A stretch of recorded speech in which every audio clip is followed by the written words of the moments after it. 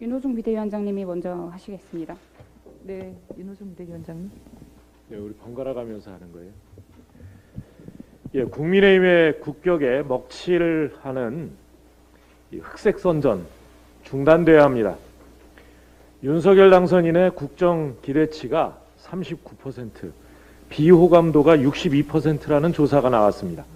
대선 이후 고작 3주 만에 국민이 차기 정부에 대한 기대를 접고 있는 것입니다. 당선인의 독불장군식 행보, 또 인수위의 비상식적인 논란과 월권, 이준석 대표의 노골적인 국민 갈등 조장이 빚은 자업자득입니다. 소속 정당을 떠나 대한민국에 대단히 불행한 일입니다. 여론의 경고 등이 들어왔으면 자신들의 과오부터 반성하고 국민의 말씀을 듣는 것이 상식이고 도리입니다. 그런데 국민의힘과 일부 보수 언론은 문재인 대통령 내외를 향한 터무니없는 가짜 뉴스로 중상모략을 일삼고 있습니다. 어떻게 해서든 대통령 내외의 도덕성에 흠집을 내서 국민의 시선을 돌리고 위기를 모면하겠다는 술수입니다. 문재인 정부는 지난 5년 동안 특활비를 40%나 감축했습니다. 감사원 결산 검사를 최초로 도입해 특활비를 투명하게 집행해 왔습니다. 그 결과 감사원에서 단 한 건의 문제 지적도 받지 않았습니다. 아무리 정치적 공경에 빠졌다고 해도 논두렁 시계 같은 사악한 정치 공세는 더 이상 있어서는 안 됩니다. 당리당략에 눈이 멀어서 국격을 훼손하는 자해 행위 중단하기 바랍니다. 제 눈에 들보는 보지 못하고 남의 눈에 티끌만 문제 삼아서는 결코 국정을 바르게 펼 수 없습니다.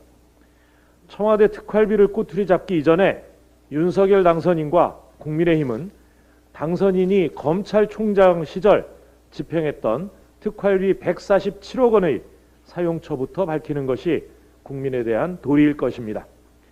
이제 곧 영부인이 될 김건희 씨를 둘러싼 범죄, 비리 의혹들을 규명하는 문제 또한 매우 시급합니다. 영부인은 대한민국을 대표하는 국가의 얼굴입니다. 그런 분이 주가 조작, 논문 표절, 학력 경력 위조 의혹에 휩싸여 있다면 국제사회에 어떻게 얼굴을 들고 정상적인 영부인 외교를 할 수 있겠습니까?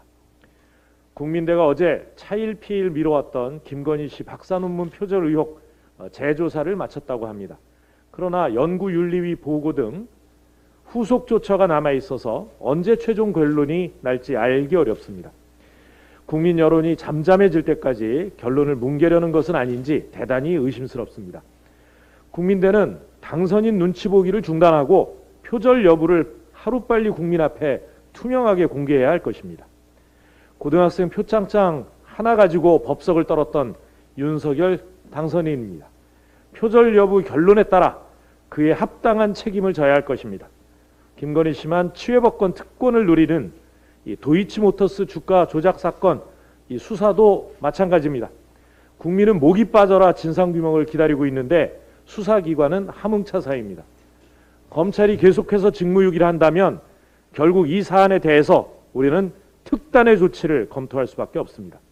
국민이 준 마지막 기회입니다. 검찰은 즉각 김건희 씨에 대한 직접 수사에 돌입할 것을 강력히 촉구합니다.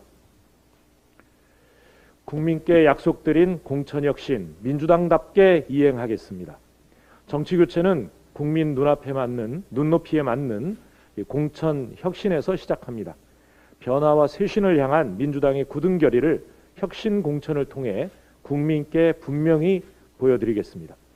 윤창호법 시행 이후 음주운전에 대해선 원스트라이크 아웃제를 도입하고 성범죄에 대해서는 공천에서 예외 없이 배제했습니다. 청년, 여성, 장애인 공천도 획기적으로 확대하겠습니다. 최고의 정치 혁신은 자기 헌신이고 희생입니다.